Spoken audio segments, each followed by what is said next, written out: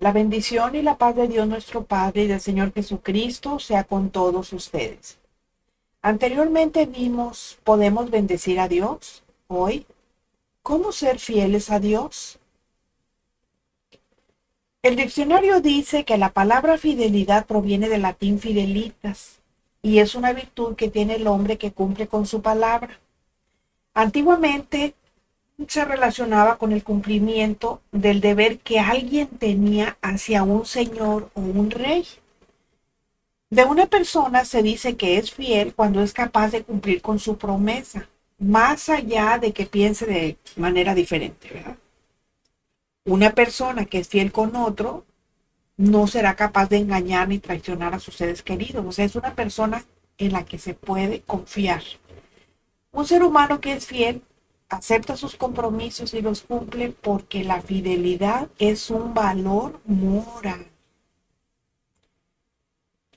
Yo más que valor le llamaría un principio moral que debería de existir. Porque los principios, esos no se pierden, los valores sí. Ahora, en la Biblia la palabra fidelidad hace referencia a una virtud que lleva a cabo el resguardo de promesas. Una persona fiel tiene la habilidad fundamental del amor que requiere de fuerza y perseverancia a través de las dificultades. Quienes estudiamos la Biblia y quienes están escuchando en este momento, lo estamos haciendo porque obviamente creemos en Dios y porque anhelamos la vida eterna en el cielo y porque además sabemos que solamente la conseguiremos si nosotros permanecemos fieles a Dios. Porque la corona de la vida eterna no se nos puede dar así nada más. O sea, tenemos que luchar por obtenerla.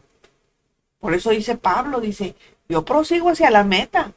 A mí no me interesa cómo van los demás, yo voy porque yo tengo una meta que cumplir y tengo que ir pasando los objetivos para poder llegar a esa meta. Entonces, la corona de la vida eterna no se nos puede dar así nada más. Por ejemplo, cuando las Olimpiadas, ¿a quién le dan la corona? Pues al que gana, ¿verdad? Al que lucha por obtenerla. Bueno, pues nosotros igual. Ahora, ¿qué tenemos que hacer? Bueno, pues primero tomar la decisión de permanecer fieles a Dios, guardando nuestra fe hasta el final. Dice Apocalipsis 2:10, dice, no temas en nada lo que vas a padecer.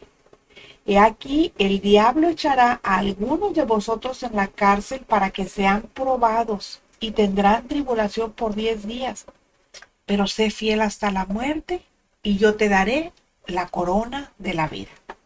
O sea, tenemos que ser fieles hasta la muerte siempre. Muchos dicen creer en Dios, pero niegan su poder. Llevan una religión, pero no una relación con Dios, porque no tienen fe.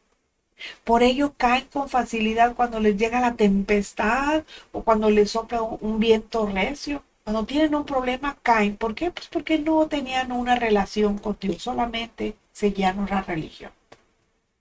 Cuando llegan las pruebas, se doblan, caen como una casa edificada sobre arena.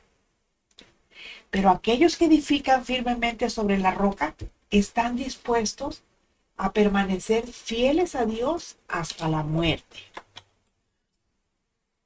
Aunque el viento de las pruebas sobre su contra, su fe se mantiene como inamovible porque confían solamente en Dios. Y las aflicciones y problemas pues hacen más fuerte su fe y les hace entender que Dios es fiel. Hagan de cuenta, es como dice el Salmo 125:1. ¿Qué dice? Los que confían en Jehová son como el monte de Sión, que no se mueve, sino que permanece para siempre. O sea, mantiene su fidelidad a Dios. Y así es como le debemos mostrar fidelidad, y mayormente en tiempos de prueba. A través del Apocalipsis, Dios nos dice cuál es su voluntad, qué es lo que quiere de los que vivimos en estos últimos días y nos dice, no temas en nada lo que vas a padecer, sé fiel hasta la muerte, porque yo te daré la corona de la vida. Esto significa que Dios quiere que seamos siervos fieles y prudentes. Pero ¿cuál es la manera de ser fieles hasta la muerte y qué clase de fidelidad quiere Dios que le tengamos? Bueno, Dice Mateo 25, 14 al 30, dice, porque el reino de los cielos es como un hombre que partiéndose lejos, o sea, yéndose lejos, llamó a sus siervos y les entregó sus bienes. Y a este le dio 5 talentos, y al otro 2, y al otro tal, tal, tal, tal. Dice el pasaje. Bueno, ustedes ahí lo terminan de leer porque es muy largo. Bueno, pues aquí vemos que Dios enalteció al que había recibido 5 talentos y le había traído 5 más, pero también al que había recibido 2 talentos y había ganado 2 más. Y les dijo, bien, buen siervo y fiel. No obstante, el que tenía un talento fue rechazado. Dios le dijo, siervo malo y negligente. ¿Por qué? Pues porque no había hecho nada con lo que tenía, sino que lo había enterrado. Aquí Dios fue equitativo y él hizo una distinción entre el siervo fiel y el malo. El hombre que había recibido un talento no trajo más, nada más. Y cuando Dios arregló cuentas espirituales con él, ¿qué hizo? Pues mandó que le quitasen el talento y que lo echasen en las tinieblas de afuera. Y nosotros no debemos ser como el siervo malo. Si queremos ser fieles hasta la muerte, nosotros como el siervo que recibió los 5 talentos, debemos de participar en la obra de Dios predicando el evangelio con la sana doctrina. Eso es dar el fruto que Dios espera recoger de nosotros. En Mateo 24, 44 al 51, ahí también hay otro pasaje que dice, por tanto también ustedes estén preparados porque el Hijo del Hombre vendrá a la hora que no piensan. Y así se sigue, ¿verdad? Ahora, nosotros no sabemos cuándo vendrá, pero cuando venga y encuentre a sus hijos predicando su palabra, los va a poner sobre todos sus bienes. Pero el siervo malo, que como dice el texto, se entrega a los placeres mundanos y desprecia la palabra y las profecías de Dios, pierde la oportunidad de ser perdonado porque ha descuidado lo que su Señor le ha encomendado. ¿Por qué? Pues porque se deleita más en otras cosas que son temporales. Pero como está cegado, no se da cuenta del valor del Evangelio y descuida la eternidad de su alma. Y entonces, pues va a tener que ser atormentada en el lago que arde para siempre con fuego y azufre. Y con esta parábola, Dios nos da una advertencia porque no quiere que seamos como el siervo malo. Por eso nos anima a ser siervos fieles hasta el día de su venida. Proverbios 9:10 dice, el temor de Jehová es el principio de la sabiduría y el conocimiento del Santísimo es la inteligencia. Como hijos de Dios, nuestro deseo obviamente es llegar al cielo y volver a casa, pero para eso necesitamos sabiduría. Hay 2 formas prácticas de ser fieles y siervos, y sabios, perdón. La primera es que prediquemos diligentemente el Evangelio para llevar mucho fruto. Y la segunda, temer a Dios y rendirle un culto racional. ¿Cómo es eso? Pues llevando una vida de adoración de acuerdo a la palabra de Dios. Entendiendo el temor como respeto, como reverencia a Dios. O sea, la primera es la manera de ser fieles a Dios y la segunda de ser sabios porque llevamos a cabo lo que sabemos y tenemos conciencia que la sabiduría es un precioso don de Dios y no es producto de nuestra humanidad. Primero de Reyes 3, 13 al 14. Es un pasaje muy largo que también yo les invito para que ustedes le lean. Y aquí en ese pasaje nosotros no debemos pensar que Salomón obtuvo su sabiduría inmediatamente después de ser coronado rey, porque no es así. Él recibió la sabiduría directamente de Dios, pero después de haberle ofrecido 1000 holocaustos. Eso fue lo que Salomón le pidió a Dios, sabiduría para guiar a su pueblo por el camino recto. No le pidió bendiciones para él. Y eso precisamente fue lo que le agradó a Dios, que no solo le dio sabiduría, sino que también le dio riquezas y gloria. Así fue como Salomón, conocido como el hombre más sabio, obtuvo de Dios toda su sabiduría. En semanas anteriores hemos aprendido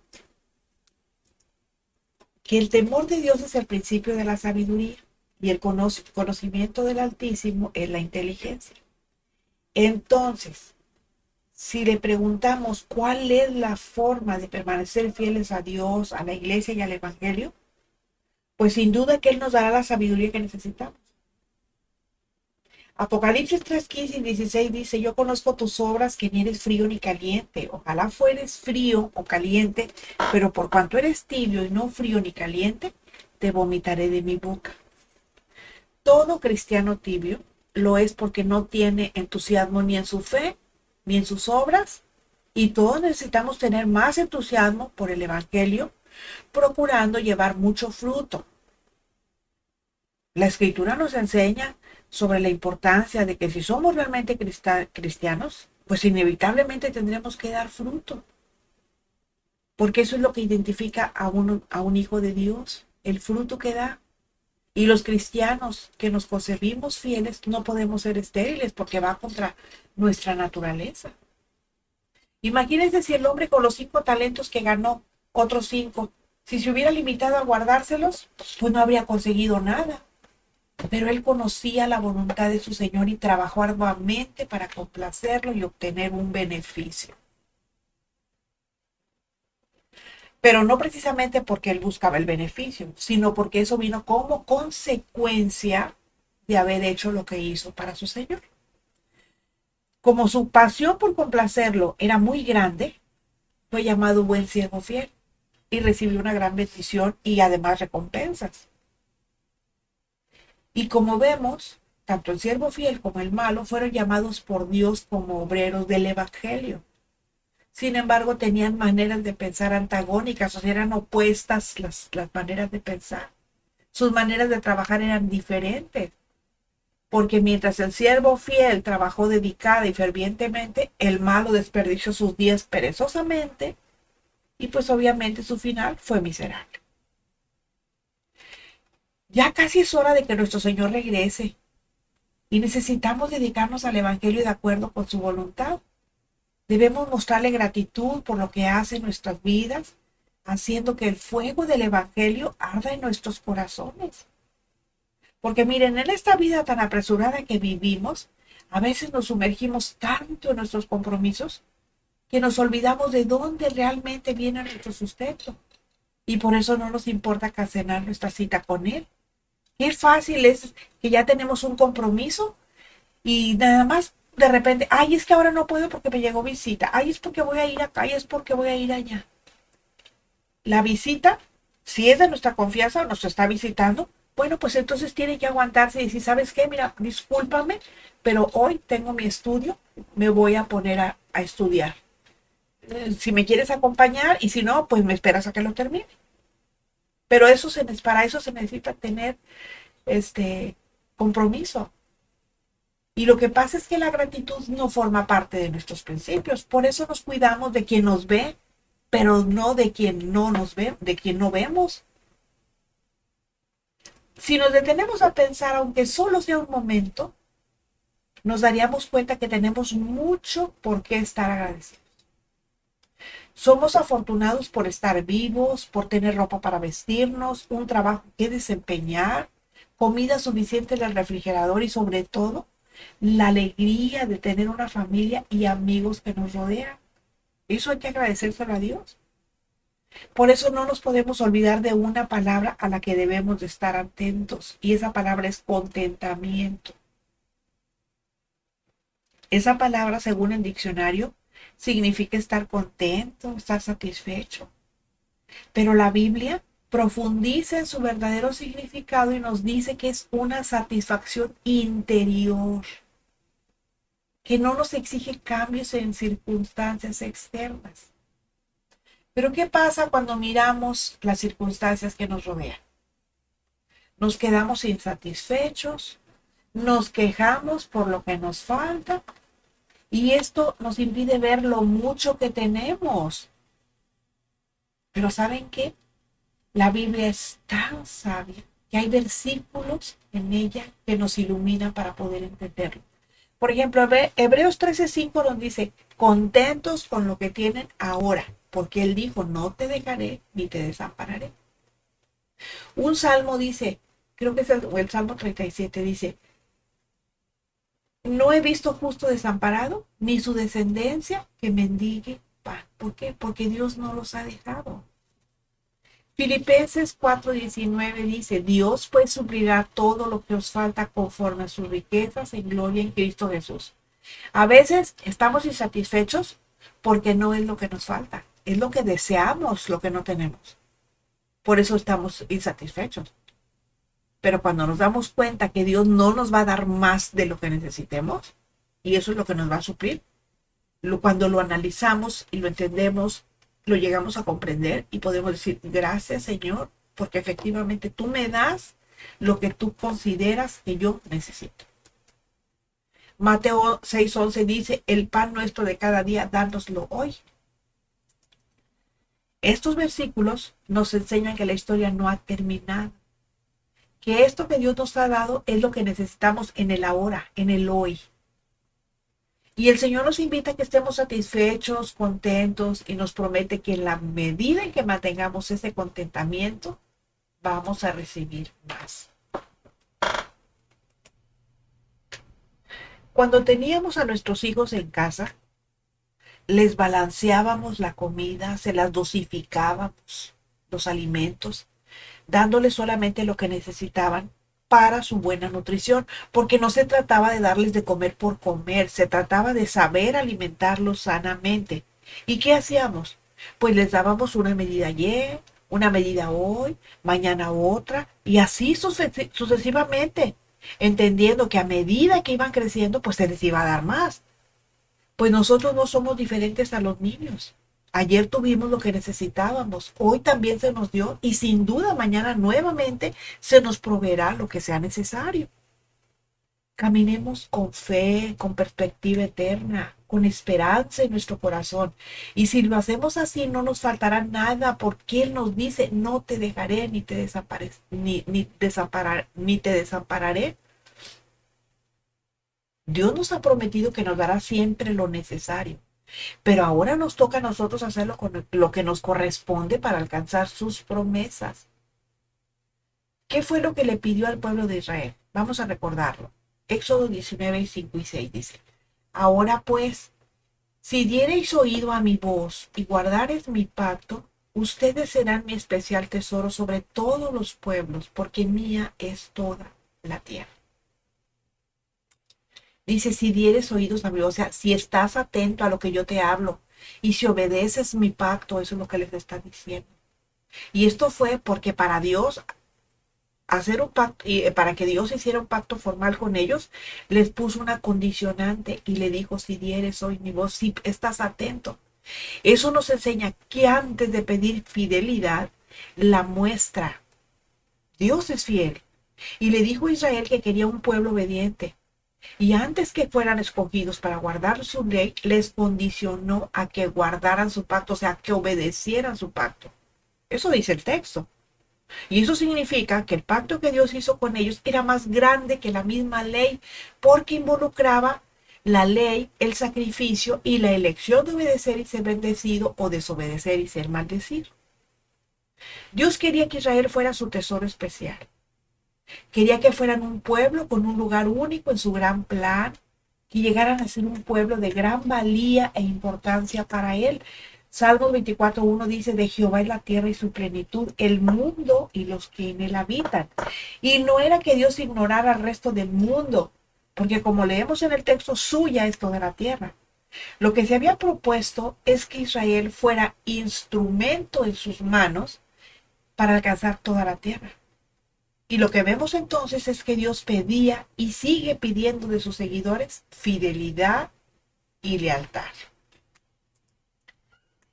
Es maravilloso poder entenderlo porque el concepto encierra mucha sabiduría y lo único que tenemos que hacer para adquirirla es obedecerla.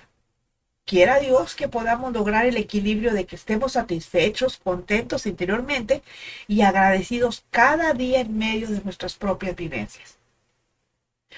Tratemos de ser un buen ejemplo dando testimonio de vida. Hagamos que esa llama de nuestra pasión por el Evangelio arde en nuestros corazones para que nos ayude a permanecer fieles a Dios, para que llevemos mucho fruto. Y si eso hacemos, todo a nuestro alrededor también arderá.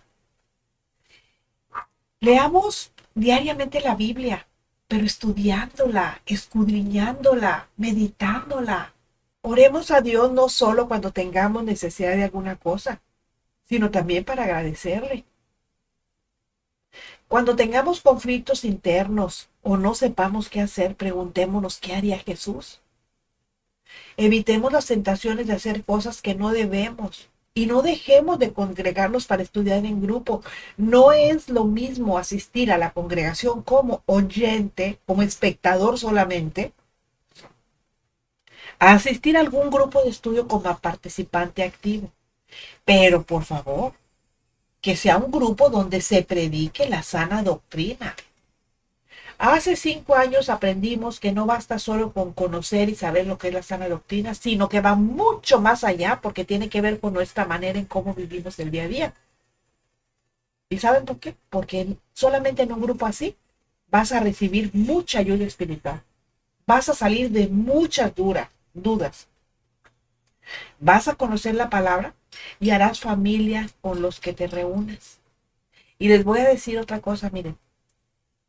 Mi esposo y yo estamos practicando, ya desde hace un tiempo, una frase que es conocida por los grupos de adicciones, por un grupo de adictos, el de solo por hoy. Como nos dábamos cuenta que de repente caíamos en alguna situación o algo, híjole, y eso pues como que nos hacía sentir muy tristes, ¿verdad? Entonces, desde hace tiempo estamos utilizando la frase solo por hoy. ¿Y qué decimos? Por ejemplo, a veces nos proponíamos orar y por una situación o por otra no lo hacíamos. Entonces ahora decimos, solo por hoy voy a orar. Solo por hoy el Señor está visitando nuestra casa y se ha apostado aquí. Solo por hoy el Señor, vamos a agradecer a Dios por los alimentos. ¿Y saben qué? Que nos ha dado resultado. Porque solo por hoy decimos, no vamos a hablar más de la cuenta. Solo por hoy, solamente palabras de edificación. Y así lo hemos estado haciendo. Y eso es de grandísima ayuda. Yo les invito para que si ustedes tienen alguna situación que de repente no les permite estar en contacto con Dios, háganlo así. Solo por hoy voy a orar. Solo por hoy no me voy a molestar. Solo por hoy voy a practicar la paciencia. Solo por hoy. Porque ese también es un principio que tenemos que aplicar. Todo lo que aprendemos aquí, tenemos que agarrar un principio y practicarlo diariamente hasta que lo hagamos una ley en nuestra vida. Así que la fidelidad, como hemos entendido, es parte de tener una relación personal con Dios. Nada ni nadie puede anular sus propósitos y promesas porque están fundamentados en la Escritura. Ya en su día, Dios lo aseguró por medio del profeta Isaías 54:10, cuando dijo, los montes se moverán y los collados temblarán, pero no se apartará de ti mi misericordia, ni el pacto de mi paz se romperá. Eso obviamente se lo dijo a Israel, pero Dios es el mismo de ayer, de hoy y de siempre. Y así como les prometió a ellos que iba a estar con ellos y que no se iban a apartar de él su misericordia, pues también con nosotros es lo mismo. Ni siquiera las infidelidades de su pueblo pueden dejar sin efecto lo que él ya ha prometido. Pero les voy a decir una cosa. Así como promete que va a estar con ellos y con nosotros, también nos promete juicio. O sea, tenemos que estar atentos a eso. Y solo teniendo la mente de Cristo, como dice Filipenses 2:5-8, y habitar en él como la vida en todo momento de Juan 15:1-8, vamos a recibir mediante su gracia y el poder del Espíritu Santo una manera segura de alinearnos siendo fieles al Señor. Reconozcamos plenamente nuestra necesidad de Cristo y su gracia para formar caracteres a su semejanza, para que nos ayude a ser fieles y leales en los últimos días de la historia de este mundo y que proclamemos su mensaje de salvación y del ya muy pronto regreso. Que el Señor nos ayude y el Espíritu Santo nos dé entendimiento y valor para obedecer su palabra. Y para quienes se encuentran en una congregación escuchando herejías, falsas doctrinas de demonios, salgan corriendo sin ver atrás. No sea que se conviertan en estatuas de sal. Y usted crea por lo que lee en su propia Biblia. investigue, estudie, escudriñe y medite en la escritura. No se quede solo con lo que aquí se le enseña. Si escuchó hasta este punto, significa que está interesado en conocer más acerca del Dios en quien ha puesto su fe. Y si le edificó, regáleme un like para que YouTube dé a conocer esta reflexión y más personas lo escuchen.